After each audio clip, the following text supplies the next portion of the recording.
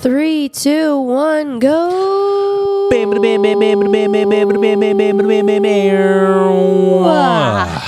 Welcome back, y'all, To the That's You podcast. where the that's meets the you. And that's for true. And that's all totally you. Oopa boopa. Doopity doop. You gotta start chewing your food.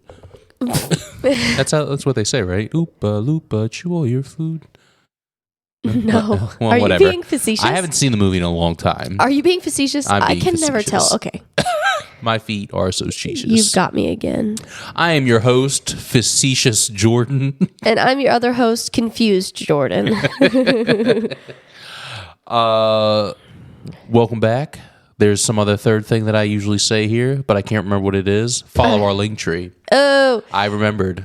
linktr.ee/that's you podcast 31. Where you can support me, you can support Bree, you can support The trees.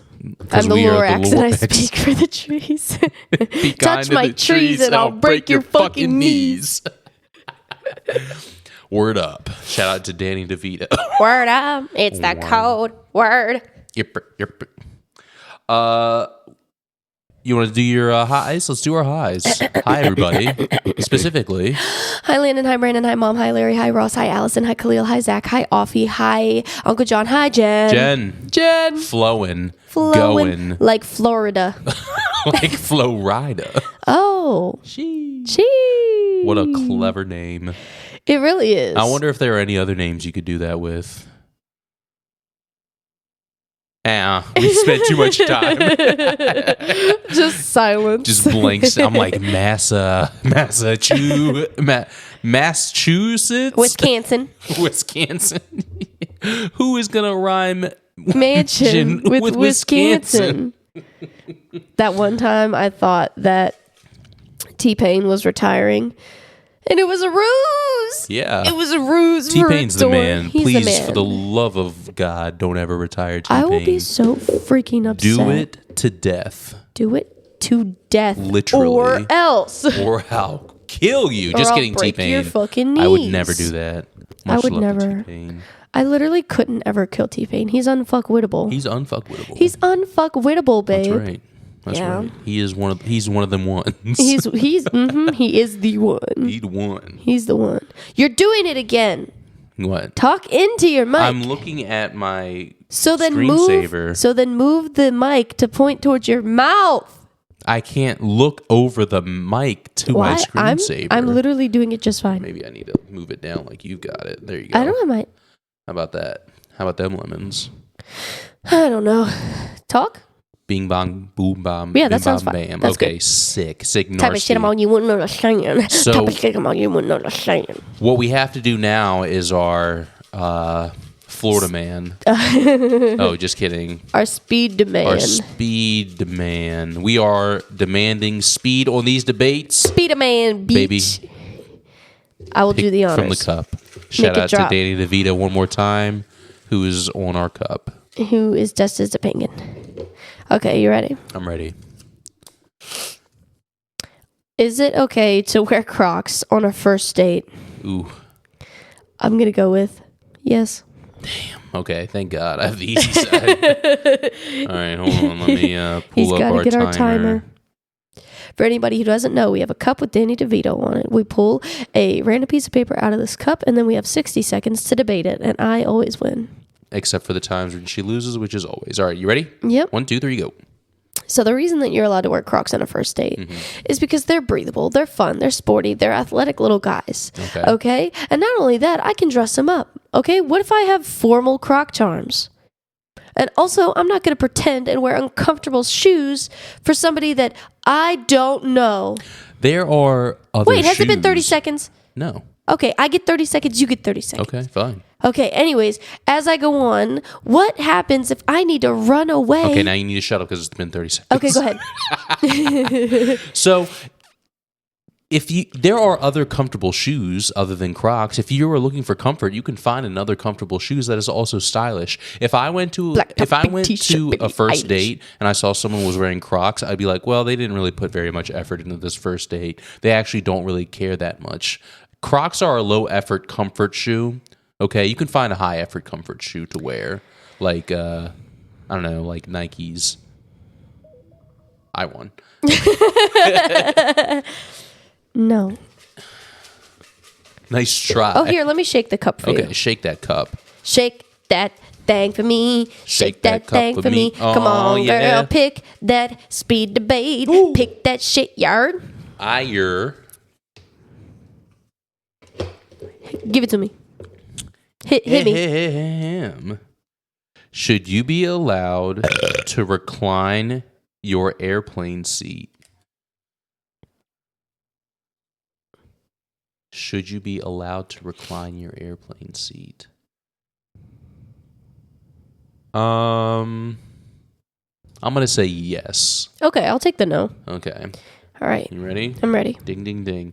So the reason you should be allowed to recline your airplane seat is because this is America, baby. And even if it's not America and you're just up there in aerospace, you should be allowed to recline your seat. You paid, what, $200+ for your ticket, and they're going to try to control your lumbar support? I think not. If they don't want you leaning back in your seat because it's going to interfere with people behind you, maybe you should make a plane that's bigger. How about that, Cracker Jack? Your turn.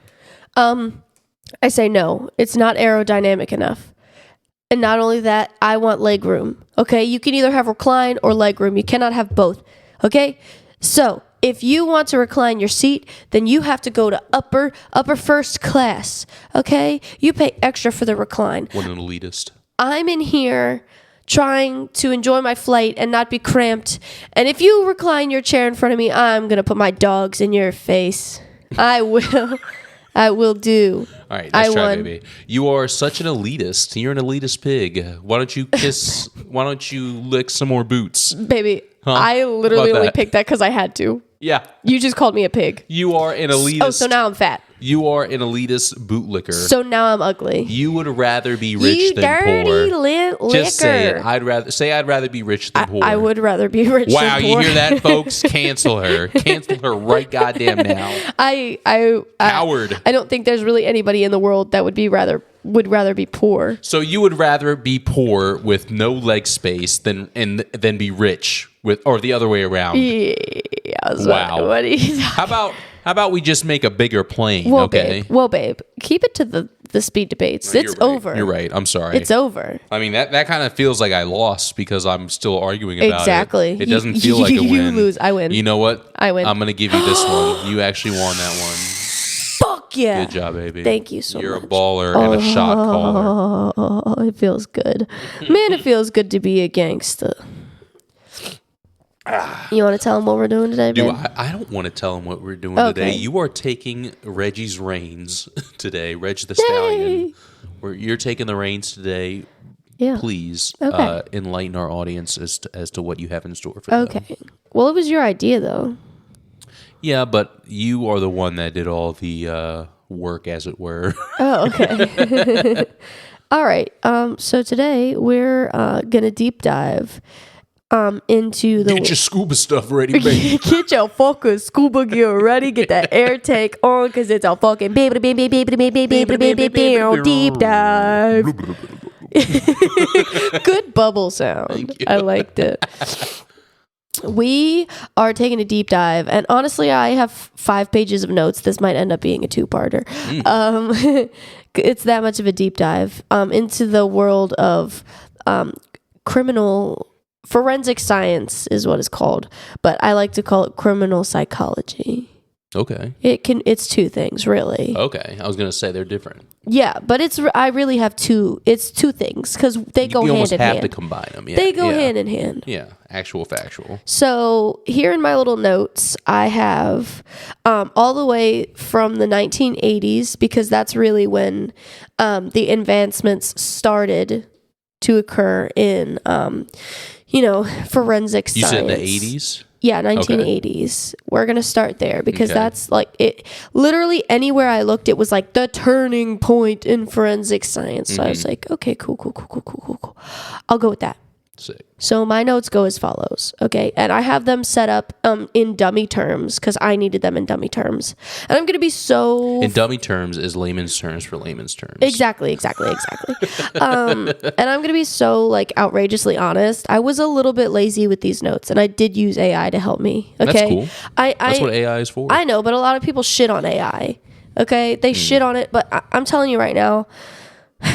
I was not spending like 20 plus hours researching all this shit. Yeah, it's a good time saver. It's a good time saver, it really is. So shit on me if you want, but But these are in my words, okay? I just needed to know when things happened, that's all. Mm-hmm. Okay. So as I had previously stated, the 1980s were a turning point in like crime science. We're going to start with the most basic, and that's DNA profiling. In the 1980s, DNA profiling was literally just emerging. The first use of DNA evidence was in 1986 in the case of Colin Pitchfork. Didn't look it up, but I highlighted that shit because Colin Pitchfork, sign me the fuck up. I want to know about that, man. So maybe a later date we can do Mr. Colin Pitchfork. Okay. The first criminal to fall victim. Exactly. The first criminal to fall victim. I'm pretty sure that's the name of the victim. It is? Yeah, I'm pretty sure. Okay. Because usually when you're talking about like, true crime cases, it'll be the case of blank. Not all. The more famous ones, I feel like, are typically known by the killers. Maybe it is the killer then, because now that I'm thinking about it, it's like the case of Ted Bundy. Right. Let me, you said, what is his name? Colin Pitchfork. Colin with a K, right? No, it's never with a K. Yeah, he is the bad guy. Okay, got it. Okay, today... DNA can be extracted from tiny samples, skin cells, touch DNA, and then familial DNA and I can't say this word. Genealogical. There we go. Databases revolutionized cold cases. Is it like data or data? I call it data. I hope it's. I hate data. I hate data for the sake of the rhyme. Exactly. Like the case that we talked about, Jack the Ripper, they used familial DNA to, allegedly solve the case of Jack the Ripper, which it was Seaman. Next, we have fingerprinting. In the 1980s, they had latent print lifting, and experts had to manually compare the prints. So they would have to do the little tape on it, take that little fingerprint off there, and then experts would literally have to go enhance. Enhance. They would literally have to go like page by page and try and manually, with their own eyeballs. Today we have what's called AFIS, automated fingerprint identification, which has oh my god, my handwriting is so bad. I thought it said last, and I was like, my L is backwards. Nope, it's just. Which is just, I don't know what that word is. Vast. It's vast. Which has vast searchable databases and digital imaging tools. So literally they just take it, put it into a little computer, and it goes, find me this criminal. Right. Next we have burp. Next we have say burp. Toxicology and ballistics. In the 1980s, it was very limited. Mostly alcohol, basic drugs, and basic bullets. So if someone had never seen that shit before, they'd be like, I don't know what kind of gun it came from. I don't know. Today we have advanced toxicology panels to detect synthetic drugs and poisons, 3D ballistic imaging systems, IBIS. Exactly. Which is really close. It's really close. Which can link shell casings to firearms across jurisdictions. So literally anywhere. So if somebody from, here, Florida, finds a bullet that is from Wisconsin. We can compare and contrast notes without having to talk to Wisconsin. Yes. Does that mean that like bullets that are made in different states have different? Yep. Oh. Yeah. That's cool. Isn't it? And then digital and cyber forensics. In the 1980s, crimes were mostly physical. Cybercrime barely existed. Sure. There were few computers and no internet-based evidence because the internet was still relatively new. It was founded in 1983. Nice. I'm so glad we found the internet. I'm so glad we found the internet. It was can't think of the word. Who created gravity? It was a tricky bitch, but we got her. I can't. We got her. Evasive, maybe. Yeah. I don't know. Whatever. Who cares? Whatever. Keep going, babe. You're doing great. Thank you. Today we have a wide variety of digital forensics. Digital forensic analyzing. Don't you mean analyzing? Yeah, you're right. My bad. I'm sorry. We got phones, laptops, GPS, social media, and cloud data. Cell phone tower records and digital footprints are standard in investigations today. Isn't that crazy how it went from literally you'd have to like that's why so many cases went unsolved for so long. It's so crazy how how technology helps in crimes and things. Before, all you had to do was commit a crime at night. Right, and nobody would literally ever find you. And then you could get away with it. Right. People had whole ass families. Right. They go home, next town over. Right. They go home to their family and they're like, "What you do today, sweetie?" "Oh, nothing. Just girly things. Me, honey, just selling forks. Just selling door forks. to door, selling forks. I'm an entrepreneur, you see." Well, I also have threeks. I have forked and threeks. And maybe even a toque in there. Investigative psychology and profiling. Mine's not as good as yours. The 1980s, FBI's behavioral science unit was in its infancy. Quote, popularized later by Mindhunter. Don't worry, I'll tell you what that is in a minute.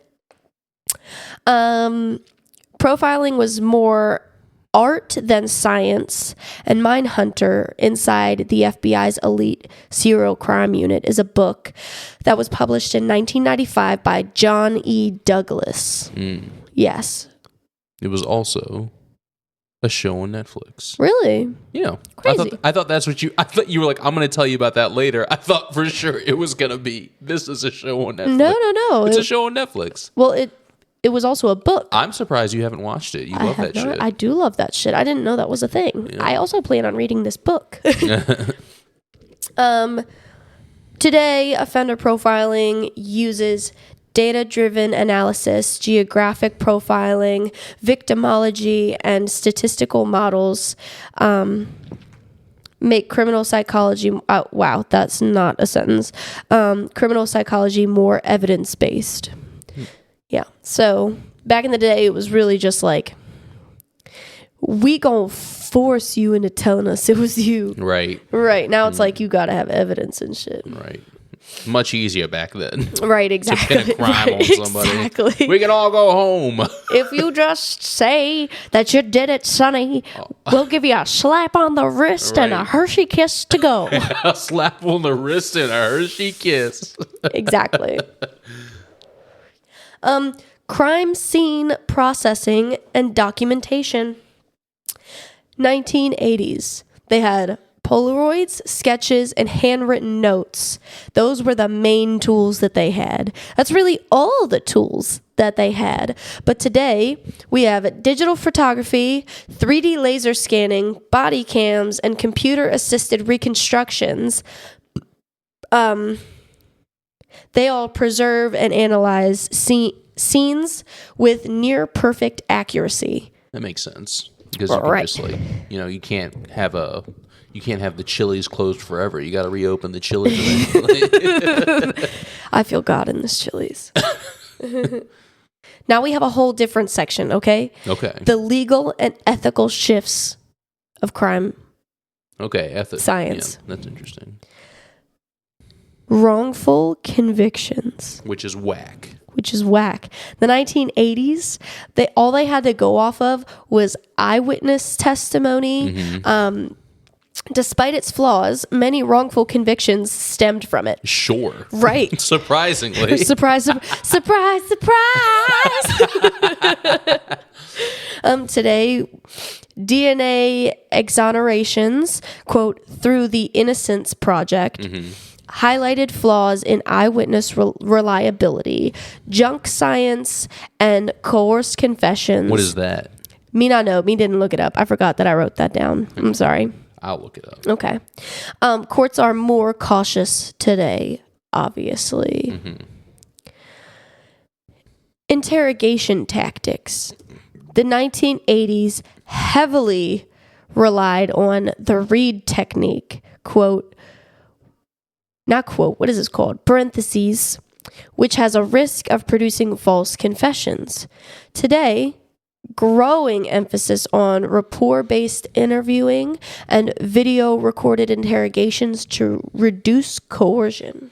Can I tell you what junk science is? Yes, please. Do you want me to read the whole thing or just like a breakdown of it? Give me a breakdown. Go ahead. Junk science and forensic science refers to methods, theories, or testimony that are presented as scientifically valid but lack solid foundation or in rigorous research, testing, or peer review.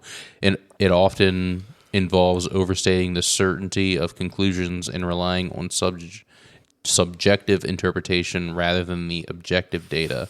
This can lead to misleading or inaccurate evidence being presented in court, which has contributed to wrongful convictions. Do you want characteristics of Sure. Okay. Lack of empirical support. The method has little to no scientific evidence or research to back it up. Subjectivity. It heavily relies on the individual expert's interpretation, making it prone to cognitive bias. Exaggerated certainty. Practitioners present results as absolute certainty with no mention of error rates or limitations. Oversimplifications.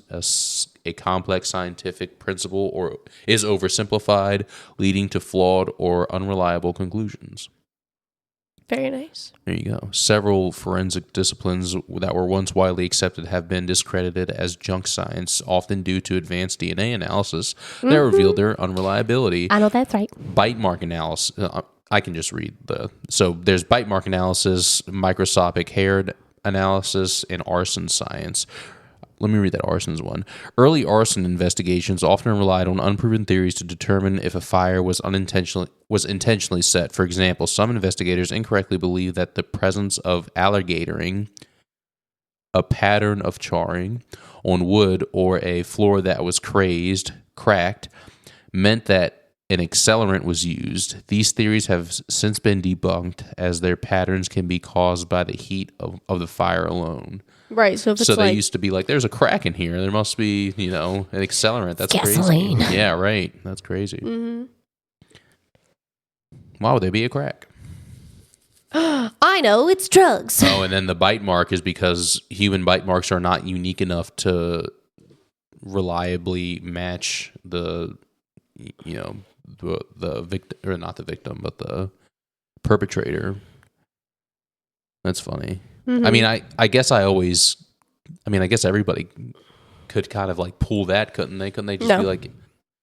No, the dental records nowadays, you can literally you can do that shit perfectly. It's saying that that's junk science, though. Bite mark analysis is considered junk. Really? Yeah, the technique attempts to match a bite mark found on a victim or to a suspect's teeth. However, studies have found that human bite marks are not unique enough to be reliably matched, and the subjectivity involved in the analysis makes it highly prone to error. That's crazy. No, go ahead. No, you go ahead. I feel like your dental records are different than your bite marks. No, because they can literally make... So from your you know how they do the scan of your teeth? Mm-hmm. They can literally go make... that's what they did for my retainers. Yeah. They go make a mold of your teeth, mm-hmm. and then they can make a mold of your teeth, and then bite something with the fake teeth, and then that's allegedly they can match that up to the bite mark because your teeth, when they... But the mold that they gave you probably went up in like to your gum, right? They probably didn't just have you like bite a paper thin mold. They had me make impressions of my teeth. Yeah, but they probably went up like past just the bottom of your teeth, though, right? Yeah. Yeah. So that's what bite mark is just like. Yeah. Right. Yeah. Right. Like to be fair, my bite was very unique. It was unique. That's why I needed to fix it. I was a big fan of your smile. And then one day I went in and your teeth were all fixed, and I was like, "Hello, who's that girl? Hello, who's that girl? Whoa, my mic wasn't working." No. Hold on. Let me see how far it goes back. Hold on. Pause. I was like, why don't they call it that? And then some shit like this happens. This is why, motherfucker. This is why. This is why I'm hot. This is why I'm hot. This is why. This is why. This is why I'm hot. Ah. Anyway. Nice. Thanks.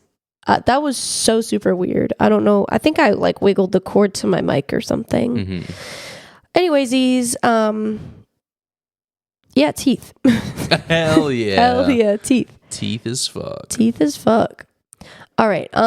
So now I'm going to go a little bit more in depth on the read technique because most of the interrogation interviews that I've watched has been with this exact technique. Can you try the technique out on me right now? Yeah, actually. Hold on.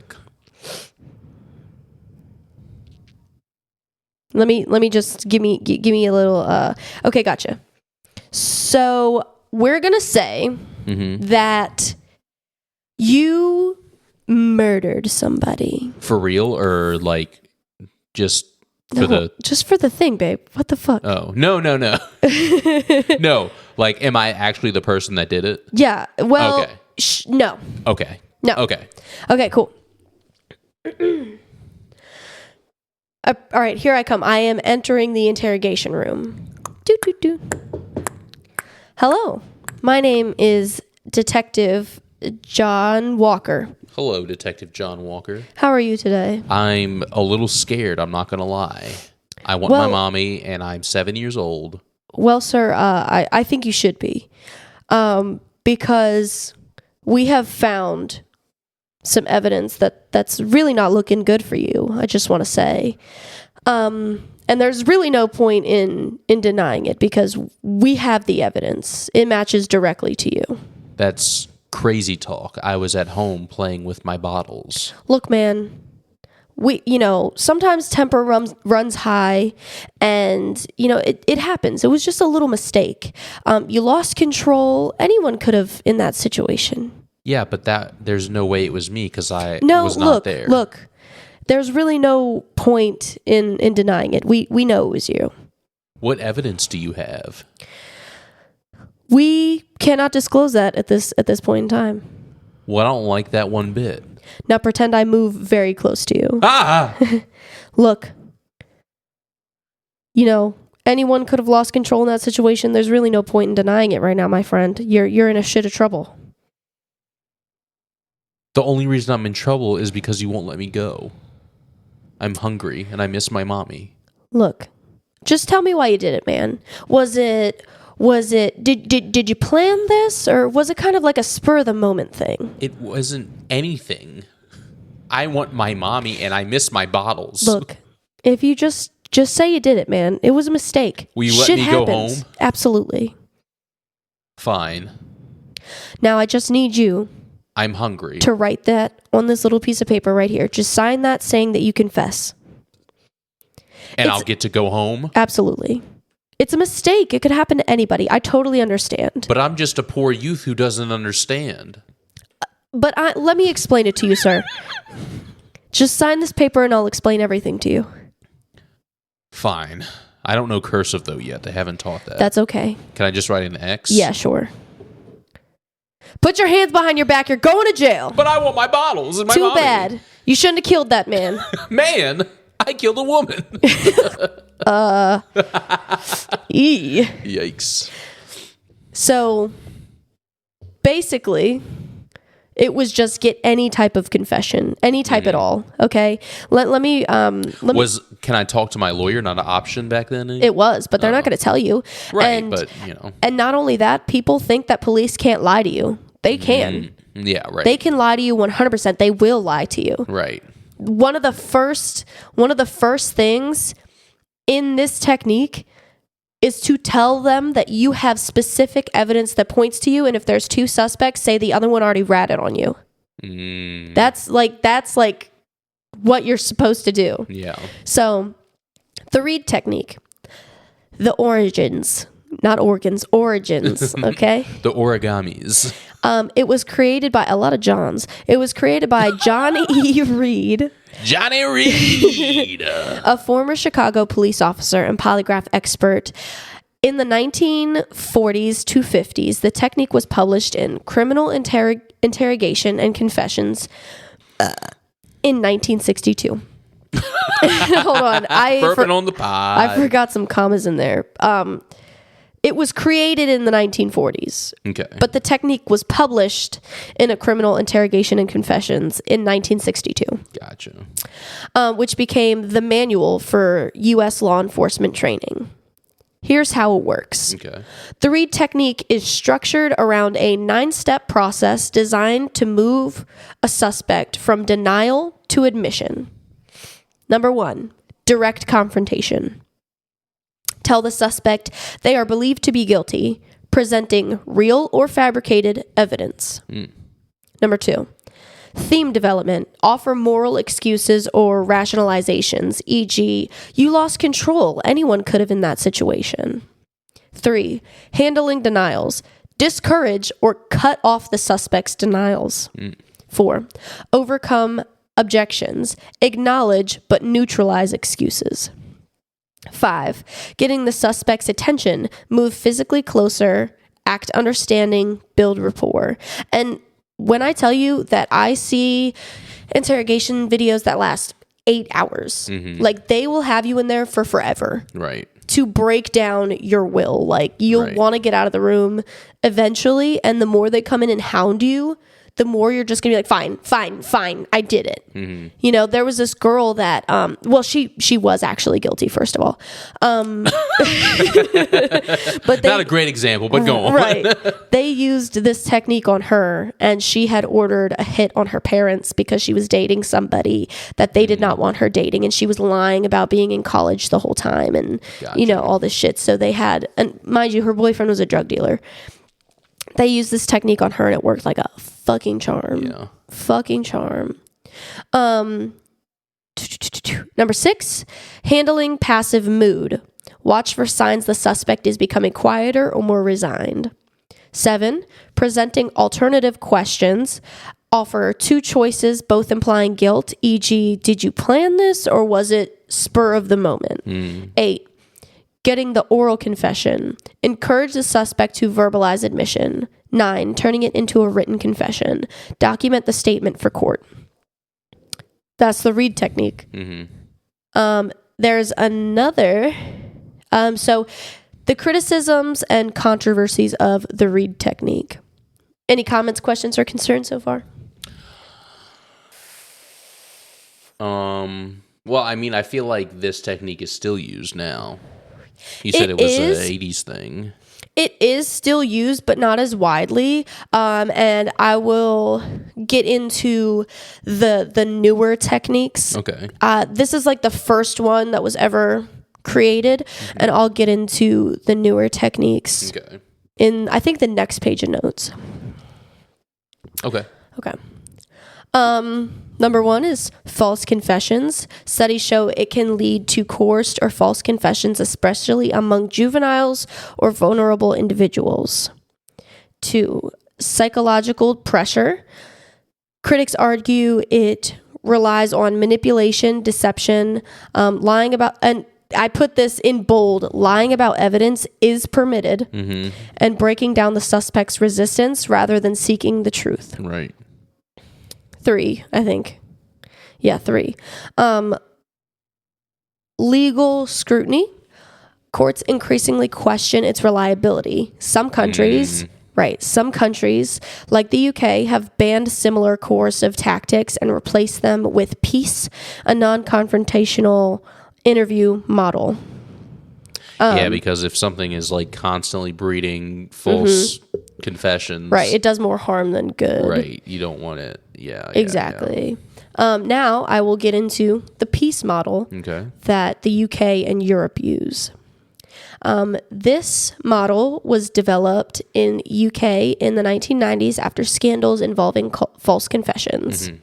Peace stands for preparation and planning, engage and explain, account, clarification and challenge, closure, and evaluation. Okay, I was going to say, you just PPEEAC CCE. Right. The first one is preparation and planning. That's the first P. Gotcha.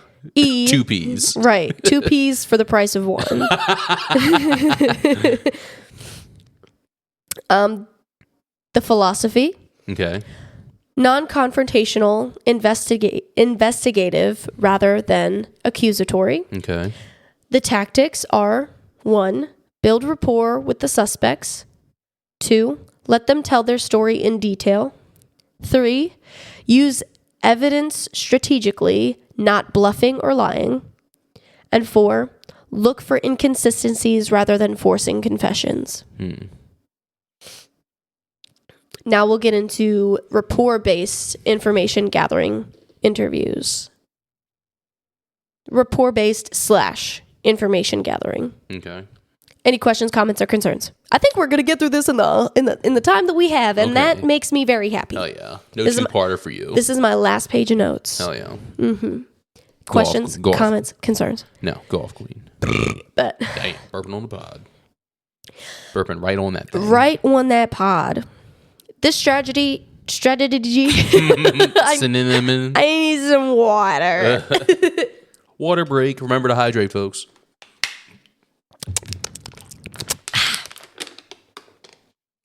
This strategy. More water. Water. This strategy yes. is used to establish trust and encourage open conversation rather than forcing admissions.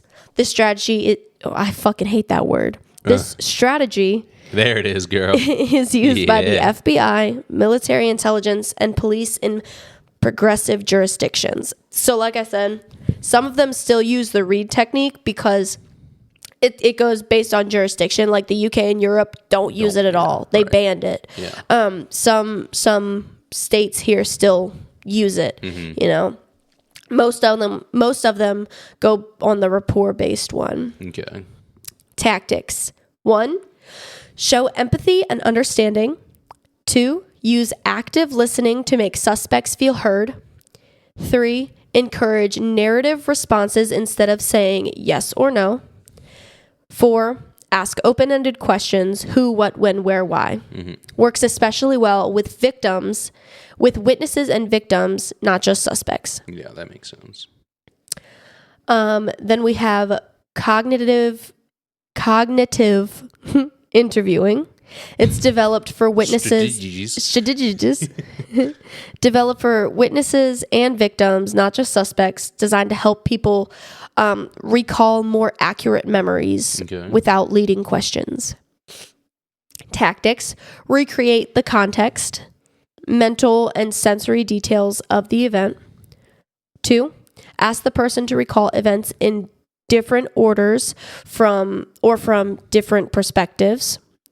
And 3, minimize interruptions. So basically you want to you can do it on a piece of paper, like draw, like say it happened in somebody's house, draw out the landscape of that house. Yeah. And then instead of you have them go through it all the way, tell them start to finish, and then you go back and forth and pick up little pieces. And ask different questions based on, different parts of the story. Right. And then you make sure there are no interruptions, obviously. Yeah. This strategy is proven to yield up to 40% more accurate detail than traditional police interviews. And then here there's safeguards in modern tactics, such as videotaping interrogations. This prevents abuse and protects both the suspect and the police. They would just walk in that interview and slam your head on the table one time, Opa Batman style. Exactly. Limits on deception. Some states in the U.S., like Illinois, Oregon, and Utah, now ban lying to juveniles during interrogations. So they can still lie to a wide majority of suspects, but they can no longer lie to... Falsify evidence. Huh? Like falsify evidence. Right. They can no longer lie about, anything to juveniles. Adults, though... Yeah, adults gonna get the lies. Right. And it's only in Illinois, Oregon, and Utah. Where the kids can't be lied to? Right. Okay. There might be more because it says in the U.S. like Illinois, Oregon, and Utah. What does that even mean? Like certain states? What do you mean? Like there's 3 examples. I don't. Right. Okay. Okay. I'm thinking like you say. Oh, if you were to say states like West Virginia, Alabama, and Louisiana, I think we all know what I'm saying. Exactly. But if you say like Illinois, Oregon, and Utah, I'm like, what are you talking about? What are you fucking talking about? And then spatial protections, recognizing vulnerable populations, children mentally ill, need extra safeguards. So they can no longer be fucking weird with... Sure. Right. Cheering. Right, exactly. So here's just a little breakdown. The old model was the Reed model, the Reed technique. It was basically confront, accuse, push until confession. The modern model, peace and rapport based, which is basically gather reliable information, avoid contamination, reduce false confessions. And then why they changed it. Decades of DNA exertions proved how damaging false confessions can be. Now the priority is truth over closure. Yeah, it should always be truth. It wasn't. Truth should always be the... Yeah, but I guess you get paid based on the cases you close. Really? Right. Oh, yeah. I didn't know that. I thought that, they were just salary.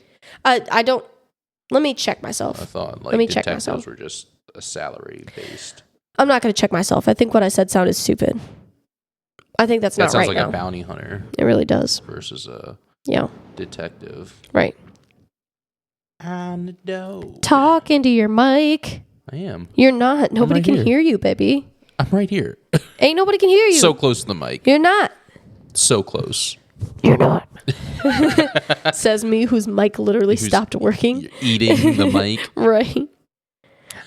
Well, that's all I got. That's interesting, babe. Thank you. You did a lot of research. Thank you. You put it together well. Thank you. And it's, it's kind of interesting to learn about the different, psychological works. I love watching interrogation videos. Yeah. It's so interesting because watching it from an outsider, like an outside perspective, you can tell. And like some of the interrogation videos that I watch, there's like a voiceover and this guy will be like, now he's using this technique. Now he's doing this. Yeah. And like from an outside perspective, you can see that so clearly. Yeah. You're like, hell yeah.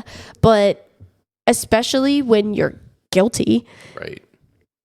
Yeah. It doesn't really matter if you know what he's doing or not. Yeah. Or she. The Reed technique, that reminds me of this one video I saw. I can't remember exactly what the boy at the time, what his name was, but he had essentially, been in high school, kind of a loner dude, but was on the same bus stop as this girl who was found one day murdered and also raped in the woods. Yeah. Right. And the police were kind of at a loss. This was probably 80s, 90s time, something like that.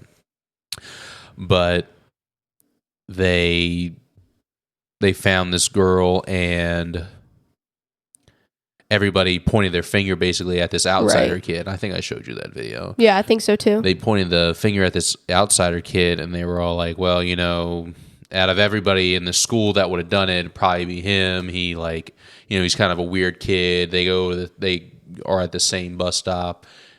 She's probably the only kid, the only other person here that talks to him. Right. You know what I mean? So they pull this kid in to do that read technique where they basically coerce a confession out of him, and he spends a decade plus in prison.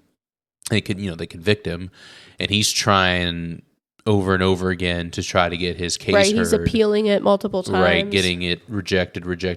Finally, someone picks it up after the DNA becomes more prevalent in forensic science.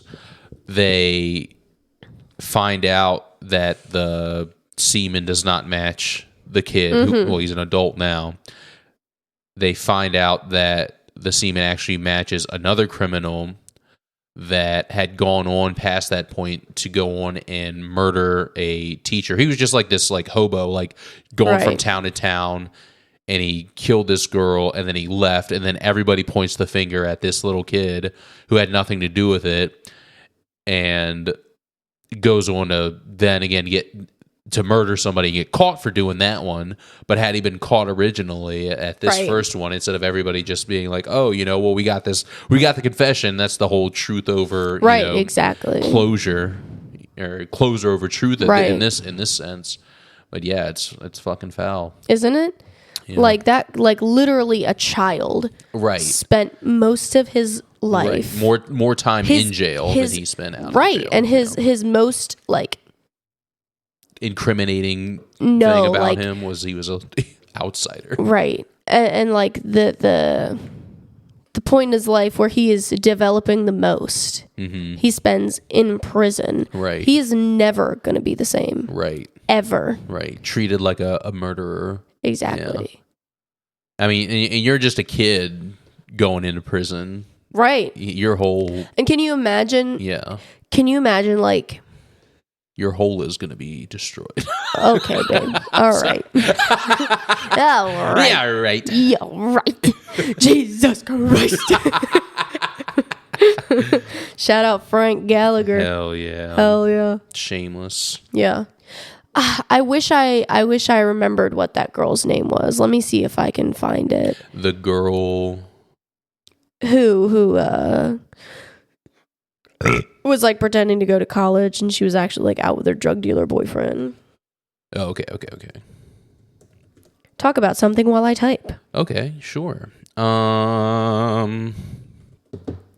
mean, how many times has there been a person sentenced to death for something that they didn't do, a false accusation that just came to fruition?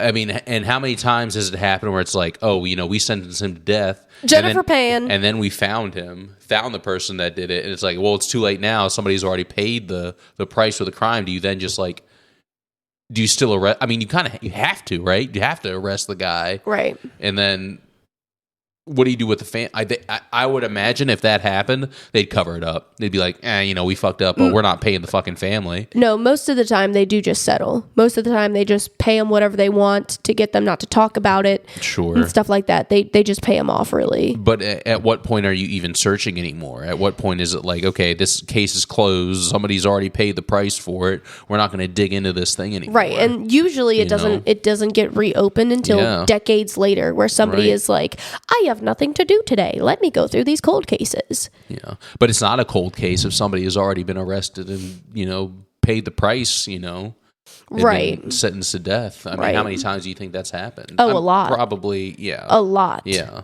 Which I think is so gross. But you know what's crazy?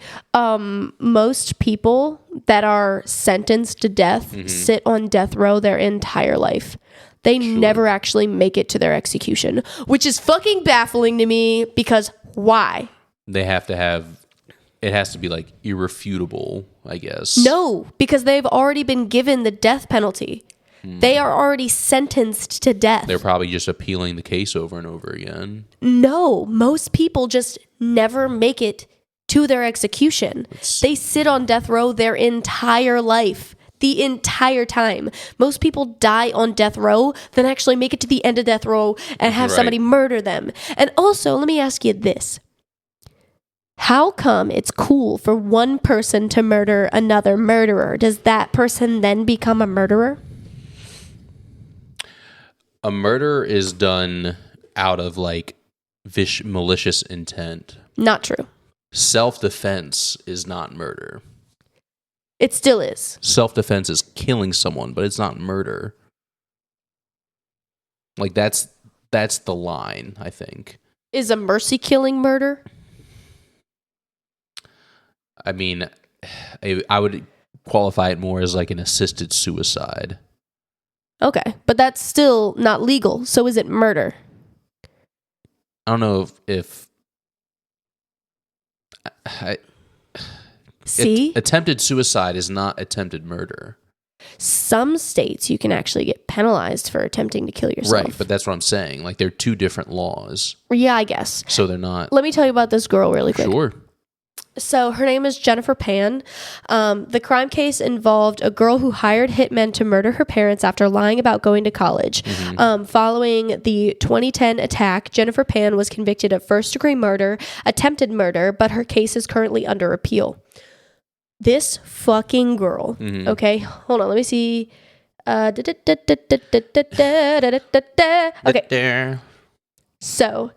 so this girl, I have 10 minutes, okay? I'm just going to give you a brief rundown. Brief it up, babe. This girl. Brief as hell. She was... I'm trying to get her ethnicity right. She was... Ethnic as fuck. She's Vietnamese. Hell yeah. Okay? She's Vietnamese. Her parents wanted her to go to college. But she had this boyfriend that her parents were like, you ain't fucking with that boy anymore.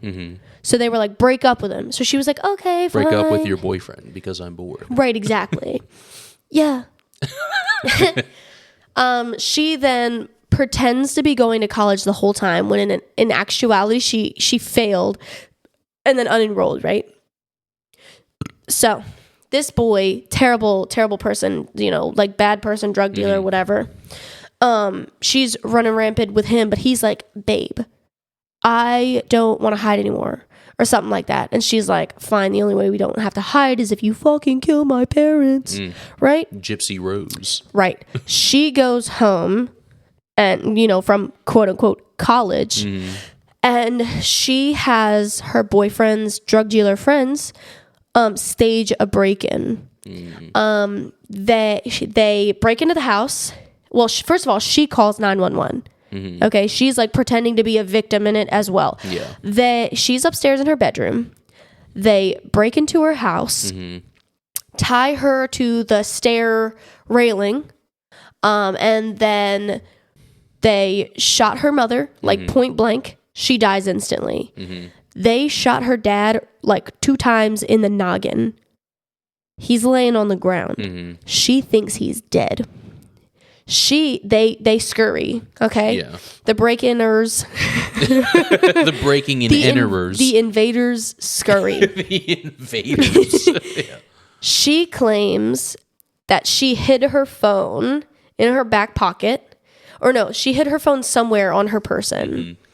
She then says that she was able to, with her hands tied behind her back, get her phone, dial 911, put it up to her ear, and call 911. Okay? She calls 911. She's like, I'm tied to the railing. How long ago was this? 2010. So why didn't she just be like, I said, hey, Siri, I almost did that. Oh, no. That would have been awful. Oh, no. I don't know what kind of phone she had.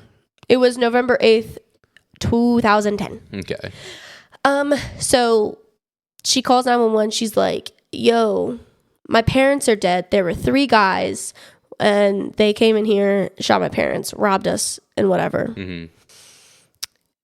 While she's on 911, her father gets up off the fucking ground. Damn. And scurries out the house screaming for help. Yeah. You can hear him on the 911 call. She starts speaking in Vietnamese to him. She's like, you know, like, my dad's alive. Yeah. My dad's alive. Like, talking to her, and she's like, you can, it's not relief in her voice. That shit is fear in her voice. Right? Her dad, like, is fine after this. He spends, you know, time in the hospital, whatever. Yeah. But he remembers. Damn. He remembers that shit. And he's like, this bitch tried to kill me. Yeah. Right. So she was like having conversation with the invaders and stuff. Yeah. Okay. Yeah. He tells the police that she was like acting way too buddy with them and like shit like that. Like giving orders to them. And she called 911 while they were still there. Then they tied her up and skedaddled. Gotcha. Because the dad got up off the fucking ground, dude. Right. Like, and then they use this technique on her in the interview. And like, this man, when I tell you no personal space was available for her. And not only that, she would fake cry. But the way you can tell someone is fake crying is because she would shed some tears, and then the moment he asked her a question, she would stop crying. Yeah. And that's like a surefire way to tell if somebody is actually crying or if they're fake crying, because when you're actually crying, your brain doesn't, you know, your brain doesn't stop to process a question. But when you're fake crying, you can't focus on crying to also answer the question. Right. You know, you can't do two things at once. Sure. So she would stop crying every time he'd ask her a question, and then immediately go back to crying afterwards. And he did that thing where you like go through and you ask questions through the events. Yes. Yeah. And it was multiple days of questioning before they actually told her that she was a suspect and that she was going to fucking jail. Yeah. So they did the first day where they still thought she was a victim. Yeah. And then they were like, that wasn't quite right. That's pretty fucking weird. So then they brought her in again. That's suspicious. Right. So then they brought her in again. And on that day, they were like, you're not leaving here. Yeah. You ain't leaving. Yeah. Right. Fucking crazy. This bitch crazy, Jennifer Pan. Apparently she's appealing her. I did not know, but apparently she's, it's currently under appeal. And that's what I want. Like I looked up why the death row things take so long. And it is because the appeal process can take a long time because they can just continually appeal. Right. After 48 hours of their case, they can appeal, but they can also present new evidence. Be like, oh, well, you missed this. You know, here's this piece of evidence that you didn't have, or that wasn't in court. And and in the court case, they've literally got to get every single thing about the court case right, which is another reason why these death penalties rather take so long to carry out, is because they're providing new evidence as they go. You know, they're like, oh, well, you know, I buried a shovel. I don't know why I was you're burying a shovel, you toss it in the hole, you're like, still kind of need that. Because I'm not done with that thing quite yet. All right, babe, we've got probably like 3, 4, 5. 2. I was close. You were so close. I went the wrong way. You did. All right. Do you want to do your follow our link tree? linktr.ee/that's you podcast. And if you want to hear more crime cases like this, go to the fucking link tree. Yeah. Drop a cold case, an unsolved case, a true crime. Drop whatever you want. Hot. A cold case would be hot. It would be hot. Drop whatever you want us to talk about in that fucking Google Forms. Drop your cold case like it's hot. Yeah, I will do as many research. That's it. I will do as many research as I want as possible. As I want to. And buys rather. Yeah, but I can't say it with bye for some reason. High buys. Hi, Landon. Hi, Brandon. Hi, Mom. Hi, Larry. Hi, Ross. Hi, Allison. Hi, Zach. Hi, Khalil. Hi, Offie. Hi, Uncle John. Hi, Jen. Jen. She told me last night that she loves hearing that. Yeah. So let's do one more. Yeah. Good. From you. One more. Jen. Nice. All right. You got any closing statements? Great research, babe. Good job. Thank you. You balled out. Really? With your balls out, I guess. Okay. You think so? You buried a whole shovel, babe. I buried that fucking shovel. You buried that shovel. You think so? I thought this was like kind of like junky. No. No? I liked it. Thank you. I learned something. You did? Yeah. And I hope everybody out there listening learned something. I hope you learned something today. Anything you want to say to our fans? Hi. Anything you want to say to the haters? Fuck you, haters. I don't think we've been doing that. No, we haven't. That's we've so had fucking guests crazy. Mostly. And, yeah. We don't want to like verbally assault somebody in front of them. Verbally assault our guest. No. We don't want to verbally assault people in front of our guests. All right. I guess that's fair. You guessed that's fair. Ooh, we're gracious host. All right. Go to the fucking Google Forms and tell us what you want us to do. I swear to fucking God. I'm drawing a blank on how we usually close this thing out. Oh, yeah. We go, bye. Okay, bye.